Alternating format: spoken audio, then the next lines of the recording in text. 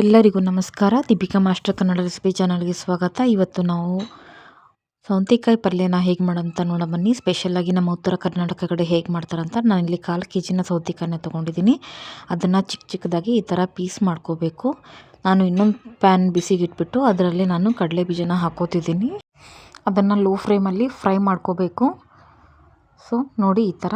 So fry ಮಾಡ್ಕೊಂಡ್ಮೇಲೆ ಅದನ್ನು ಮೇಲ್ಗಡೆ ಎಲ್ಲ ಸಿಪ್ಪೆ ಇರುತ್ತಲ್ಲ, ಆ ಸಿಪ್ಪೆನ ತೆಗೆದ್ಬಿಟ್ಟು ನಾವು ಗರಿಯಾಗಿ ಗ್ರೈಂಡ್ ಮಾಡ್ಕೋಬೇಕು.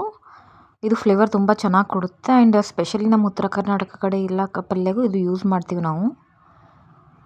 ಸೊ ಇದನ್ನು ಸ್ವಲ್ಪ ನಾನು ಇವಾಗ ತಣ್ಣಗಾಗಿಬಿಟ್ಟು ಆಮೇಲೆ ಸಿಪ್ಪೆ ತೆಗೆದು ಗ್ರೈಂಡ್ ಮಾಡ್ತೀನಿ. ಇವಾಗ ಅದೇ ಪ್ಯಾನ್ ಮತ್ತೆ ಬಿಸಿಗಿಟ್ಟು ಒಂದು 3ರಿಂದ 4 ಸ್ಪೂನಷ್ಟು ಎಣ್ಣೆ ಹಾಕ್ಕೊಂಡು ಅದಕ್ಕೆ 1 ಸ್ಪೂನಷ್ಟು ಸಾಸಿವೆ ಹಾಕ್ಕೊಂಡಿದ್ದೀನಿ.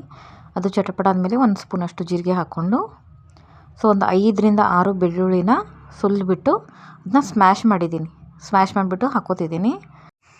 ನೋಡಿ ಇವಾಗ ಮತ್ತೆ 4ರಿಂದ 5 ಕರಿಬೇವು ಸೊಪ್ಪನ್ನ ಹಾಕ್ಕೊಂಡಿದ್ದೀನಿ.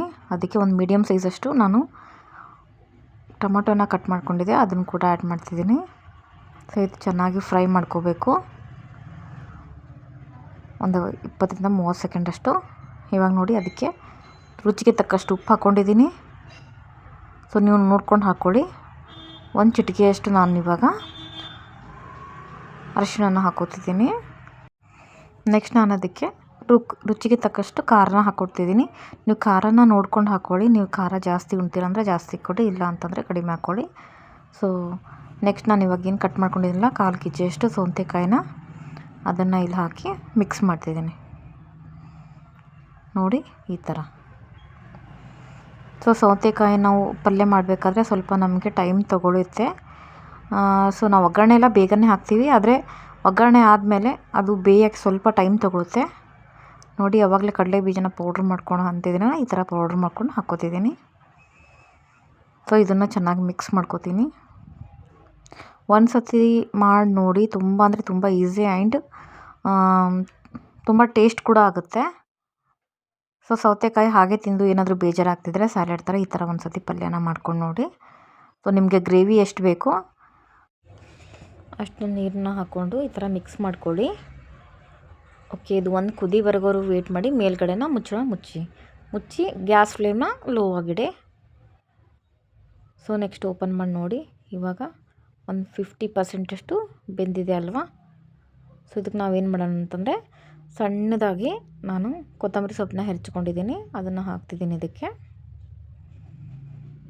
ನೋಡಿ.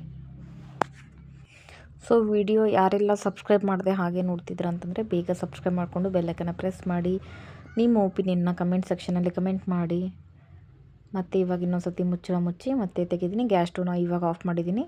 ಇವಾಗ ನೋಡಿ ಚೆನ್ನಾಗಿ ಬೆಂದಿದೆ ಚೆನ್ನಾಗಿ.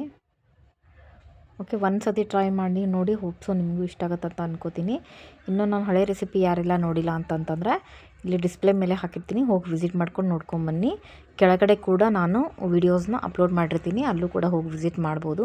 ಹೋಪ್ಸು ಆ ವಿಡಿಯೋ ಕೂಡ ನಿಮಗೆ ಇಷ್ಟ ಆಗುತ್ತಂತ ಅನ್ಕೋತೀನಿ.